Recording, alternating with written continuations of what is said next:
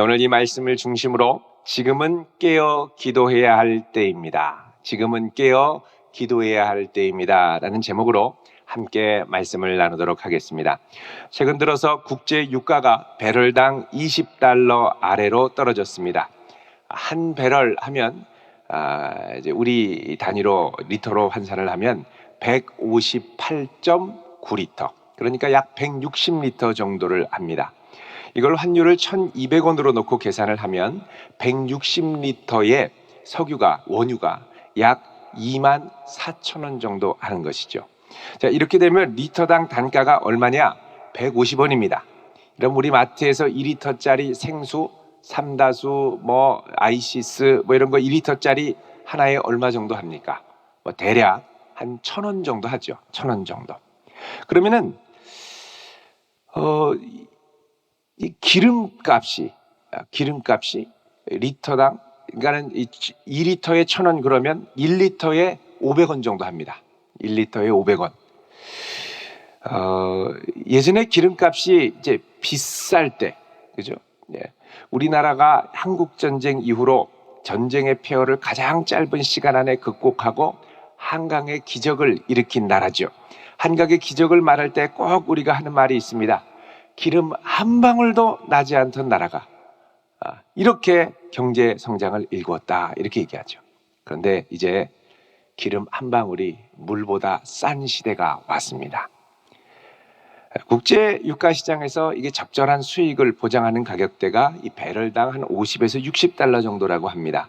그래서 산유국들은 이 기름값이 떨어지지 않도록 가격 조정을 하고서 석유 생산을 그동안 줄여왔죠. 그런데 최근에 이 사우디아라비아에서 더 이상 감산하지 않겠다, 이렇게 선언을 하면서 러시아와 함께 석유를 수요보다 훨씬 많이 공급하기 시작했습니다. 물론 우리에게는 좋습니다만 도대체 왜 이렇게 했을까 하는 궁금증이 생기죠. 그 배후에는 이 사우디아라비아를 이끄는 이 빈 살만 왕세자의 장기적인 비전과 고뇌가 서려 있습니다. 그는 지금과 같은 빠른 과학기술과 세상의 변화를 따라가다 보면 이제 산유국들이 전과 같이 석유로 돈 벌 수 있는 시대가 오직 끝날 것이라는 것을 알고 있었습니다. 이제 이렇게 석유로 돈 벌 수 있는 시대가 길어야 20년 내외로 전망을 했습니다. 그래서 얼마 남지 않은 기간, 할 수 있는 한 우리에게 매장된 석유, 사우디아라비아에 매장된 석유가 전 세계를 50년 동안 계속해서 먹여 살릴 석유라고 그러죠. 이 원유를 가능한 뽑아서 가능한 많은 현금을 확보해서 미래 변화의 동력으로 대비하겠다. 그래서 지금 아주 많이 뽑아내고 있습니다. 요즘 코로나19로 사람들이 집에 있으면서 전 세계적으로 그야말로 대박을 친 게임이 있습니다. 닌텐도가 출시한 동물의 숲이라는 게임이죠. 게임 입문자들도 아주 쉽게 접근할 수 있으면서도 특유한 이 동물을 키우는 재미, 이 매력적인 요소들이 아주 질비하다고 합니다. 이 게임을 개발한 프로듀서가 일본의 노가미 히사시라는 분입니다. 이 노가미 프로듀서는 이 게임 개발을 위해 몇 년을 몰두했느냐? 19년을 몰두했습니다. 그럼 보통 게임 회사 하나 차리면 몇 년 안 가서 망하지 않습니까? 게임기가 하나 나오면 수명이 5년밖에 되지 않는다고 그럽니다. 그러니까 5년 안에 소프트웨어가 바뀌어야 되죠. 그런데 이 노가미 프로듀서가 정말 긴 장기적인 호흡을 갖고 세상을 흔들 만한 게임을 개발한 것입니다. 물론 이 게임 안에 들어있는 세계관은 기독교 세계관과는 별개입니다. 어쨌든 이것은 이 회사가 장기적인 비전을 갖고 이 노가미 프로듀서를 지원하지 않았으면 불가능한 일이었죠. 자, 이처럼 격변의 시대에 우리는 어떻게 살아남을까 하는 고민 가운데 사실 긴 호흡으로 바라볼 수 있는 이 장기적인 관점이 없으면 우리는 순간순간 이 몰아닥치는 이 경랑과 변화 앞에 당황하고 어쩔 줄을 몰라 합니다. 왜냐하면 이 거대한 격변이 몰아닥치면 우리가 기존에 알던 방법, 기존에 알던 상식, 기존에 알던 가치관, 모두가 이해하고 있던 가치관들이 전혀 먹히지 않게 되기 때문에 그렇습니다. 이번 코로나 사태로 인해서 미국과 유럽과 같은 나라들은 아주 이런 것들을 처절하게 경험을 하고 있습니다. 그전에는 돈만 있으면, 돈만 많으면 치료를 받을 수 있고 인공호흡기를 달고 연명치료를 받을 수 있었습니다.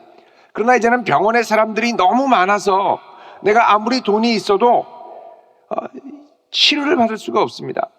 또 의사 같은 경우도 환자들이 몰려와서 돈을 내면 그냥 치료해 줬는데, 이제는 돈을 낸다고 치료해 줄 게 아니라 이제는 이 너무나 많은 사람들 가운데 누구를 살릴 것인지, 누구를 치료할 것인지, 이제는 돈이 아니라 윤리적인 판단과 도덕적 가치가 중요해지는 시대가 되고 있습니다.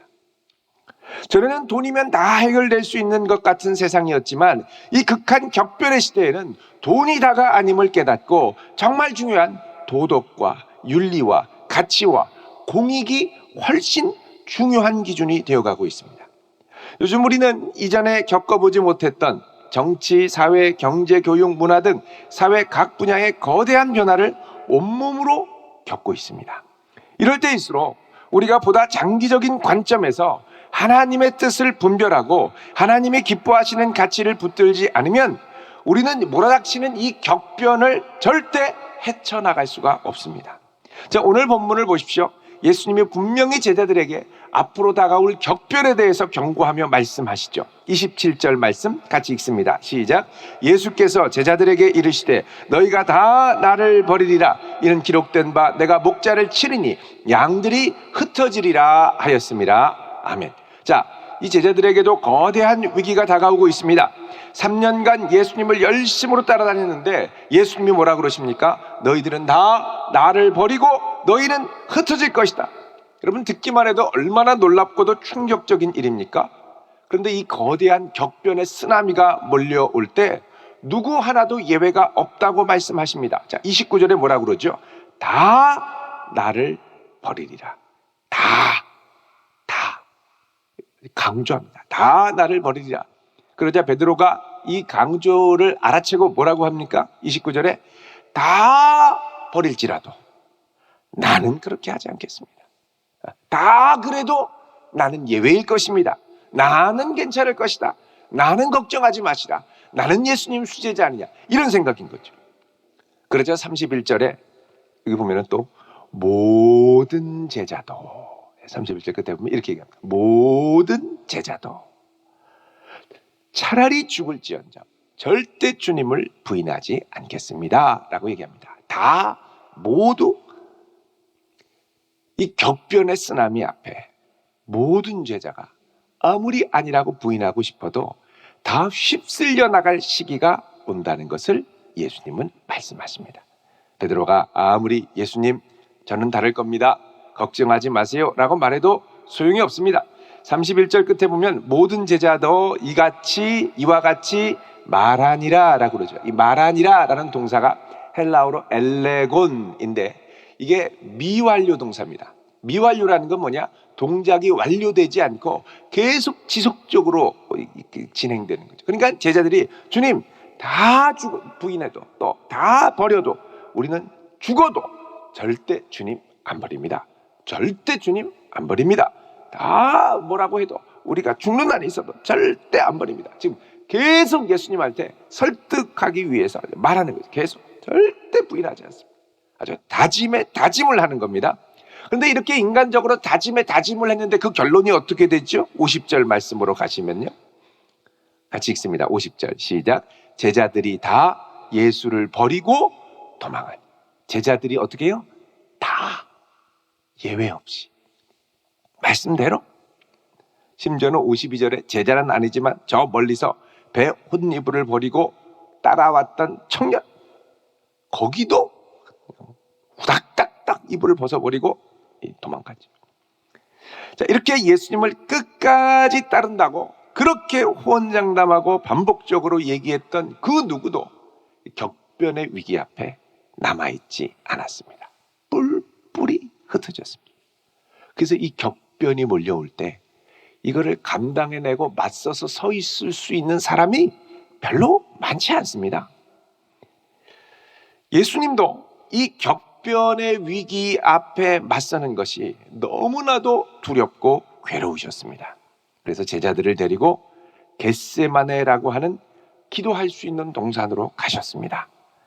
자, 이때 이 예수님의 상태를 오늘 본문 33절 후반부에 보면 이렇게 설명을 합니다. 33절에 보면 베드로와 야고보와 요한을 데리고 가실새 심히 놀라시며 슬퍼하사, 그러죠. 심히 놀라시며 슬퍼하사. 자, 이 말을 원문으로 직역하면 심히 압도되어 번민하사, 이런 뜻이 됩니다. 압도되어 번민했다. 영어 성경 이 NRSV에 보면 distressed and agitated 이렇게 되어 있습니다. distressed and agitated. distressed 그러면은 아주 이 스트레스로 압도되는 거죠. 막 짓눌리는 거죠.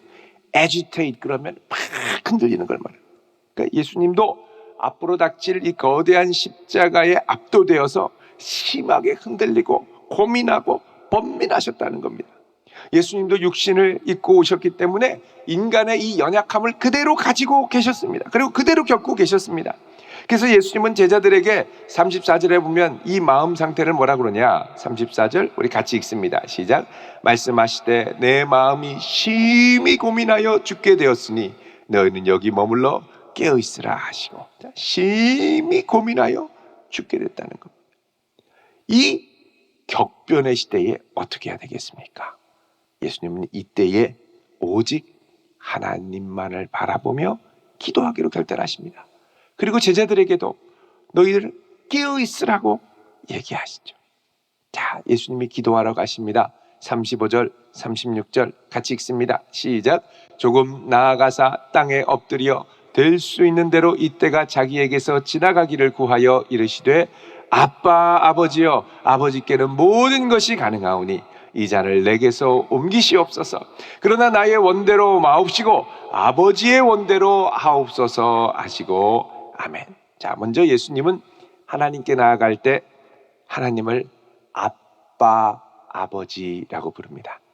이것은 하나님을 향한 친밀감, 사랑, 신뢰를 드러내고 있죠. 예수님은 십자가 앞에서 하나님을 향한 원망과 불신을 막 투덜거리며 기도하는 것이 아니라 큰 격변의 위기 앞에서도 여전히 하나님을 신뢰하고 여전히 하나님을 사랑하면서 기도합니다. 여러분, 우리가 하나님 앞에 기도할 때의 태도와 마음이 이럴 수 있기를 축원드립니다.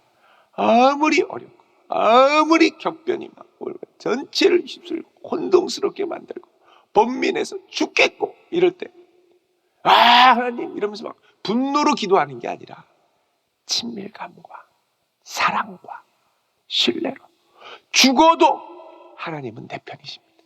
죽어도 하나님은 나와 함께 하십니다. 나를 사랑하셔서 여기까지 인도하신 것. 그러니 하나님께 원망과 불평으로 막 이러는 게 아니라 하나님을 신뢰하며 사랑하며. 왜? 그렇게 기도해야 내 마음이 하나님의 뜻을 받아들일 수 있기 때문에. 내 마음이 흙탕물이 되면 아버지의 뜻이 와도 뭐 분별도 못합니다. 이렇게 완전히 하나님께 아빠, 아버지 기도하지. 그러면서 뭐라고 하십니까? 아빠, 모든 것을 하실 수 있잖아요.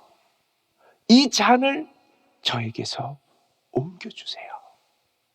여기서 이 잔, 포테리온이라고 하는 이 헬라어인데 이 잔이라는 건 압도적일 정도로 이 죄 많은 세상에 임할 하나님의 진노의 심판을 말합니다. 이 거대한 심판을 온몸으로 이 예수님의 몸으로 맞는다. 이건 그야말로 피하고 싶은 넌더리 날 생각만 해도 몸서리 쳐지는 일이었습니다. 자, 이 기도는 예수님의 인간적인 번민에서 나온 요청이었습니다. 유한하고도 한계 있는 인간적인 이 짧은 관점에서 볼 때 예수님에게 이 십자가는 할 수 있는 한 피하고 싶은 것이었죠.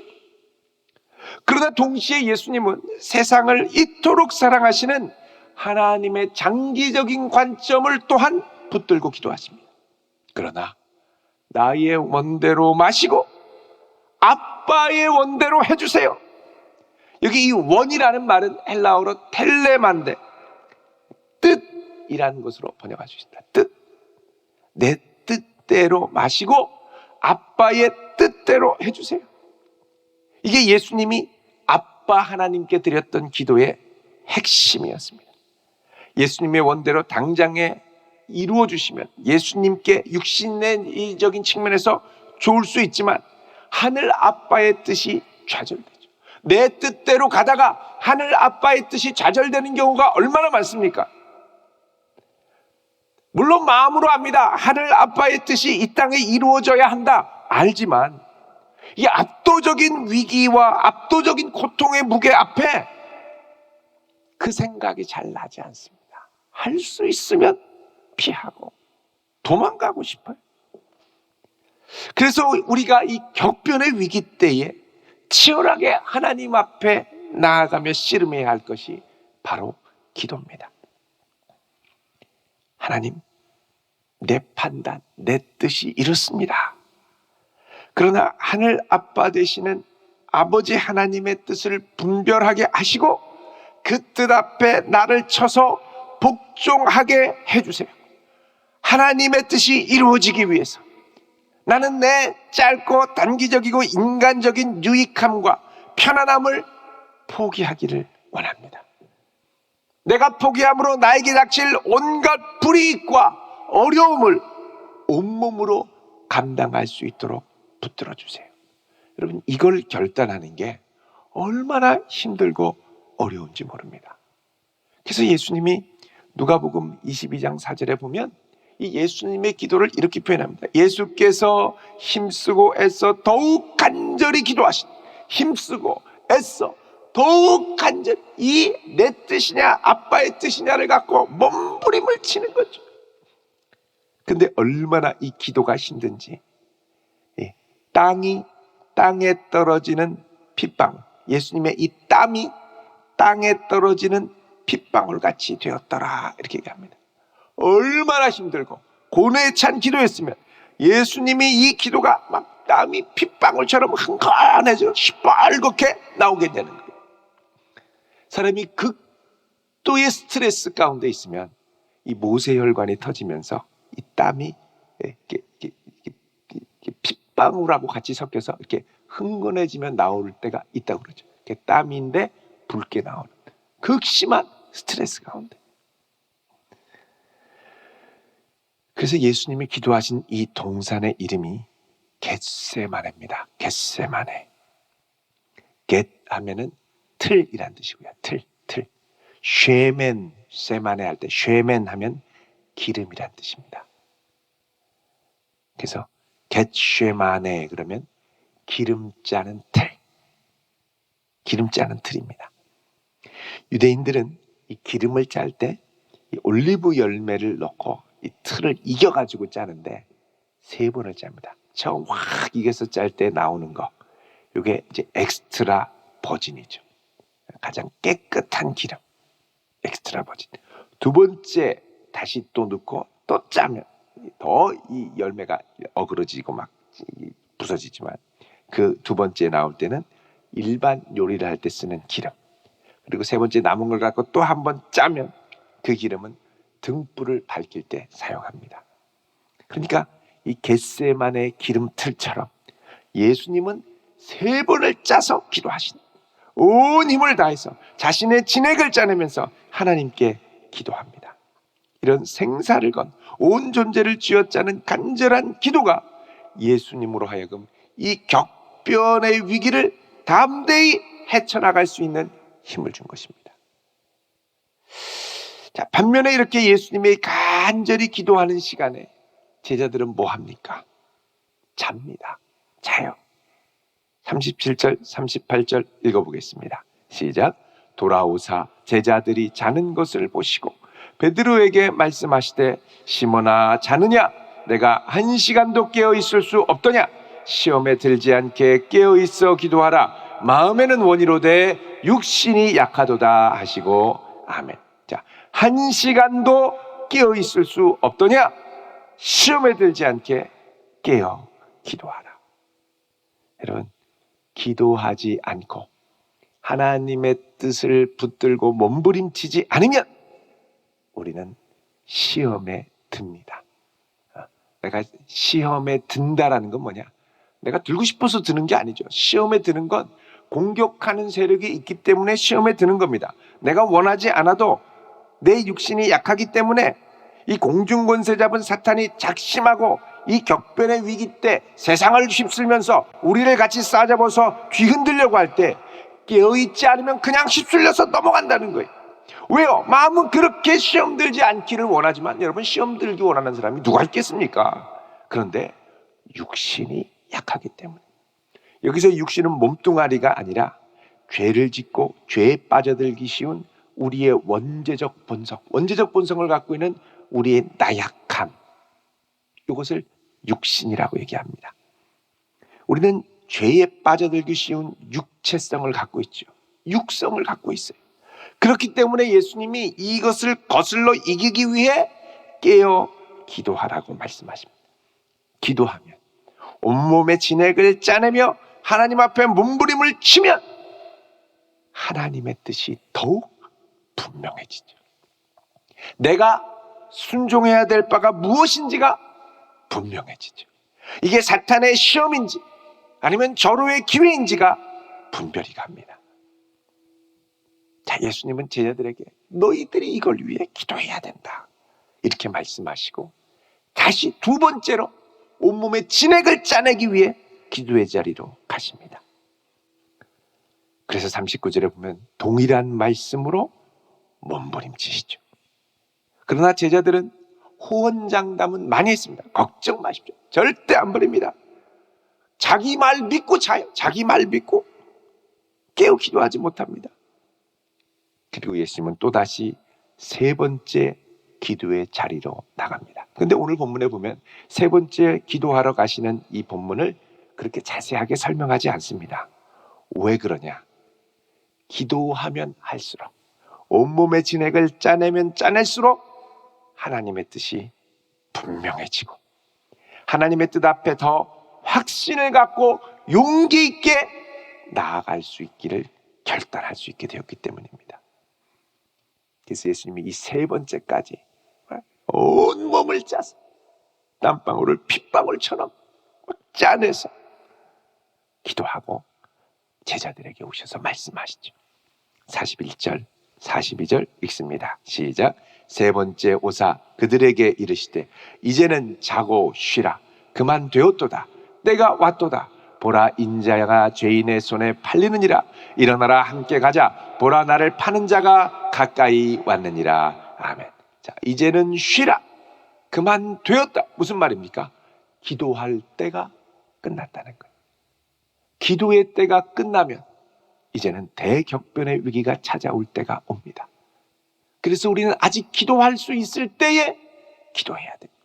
기도로 준비하지 못하면 나도 모르게 하다 그냥 휩쓸려서 나가 떨어지는 거예요.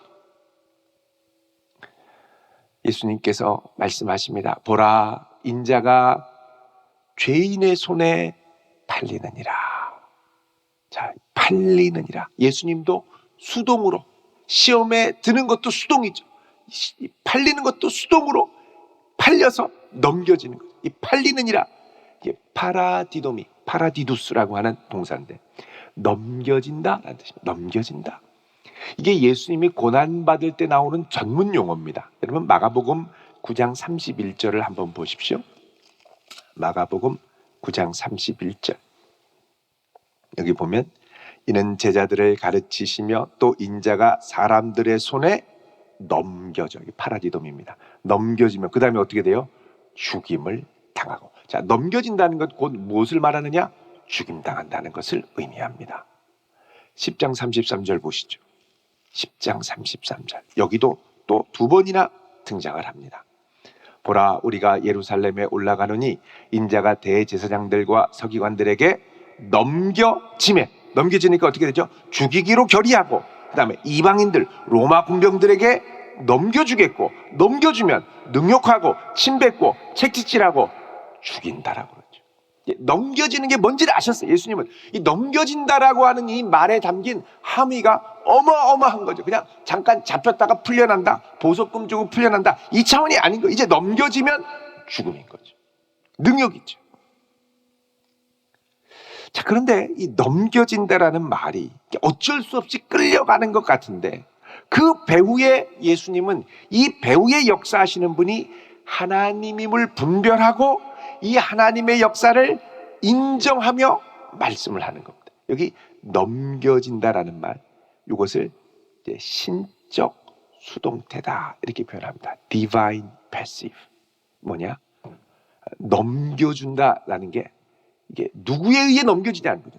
이게 누구에 의해 넘겨진다라는 걸 말을 하지 않지만 역사적으로는 대제사장, 바리새인, 서기관들이 넘겨주는 것 같지만 사실 그 배후에 감추어진 하나님의 손길이 있다는 거예요. 그 숨겨진 손길을 분별하는 거죠.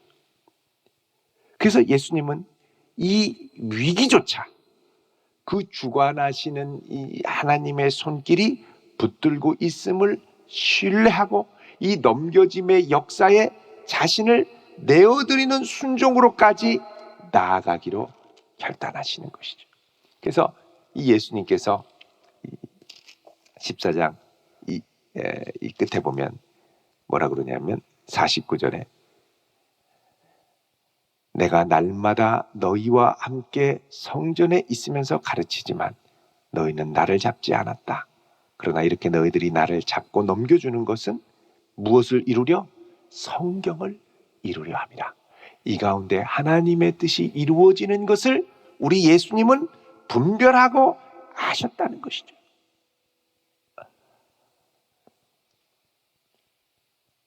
그래서 하나님의 뜻이 이루어짐을 분별하고 그 이루어지는 자리에 자신을 기꺼이 내어주시는 데까지 이르게 됐습니다.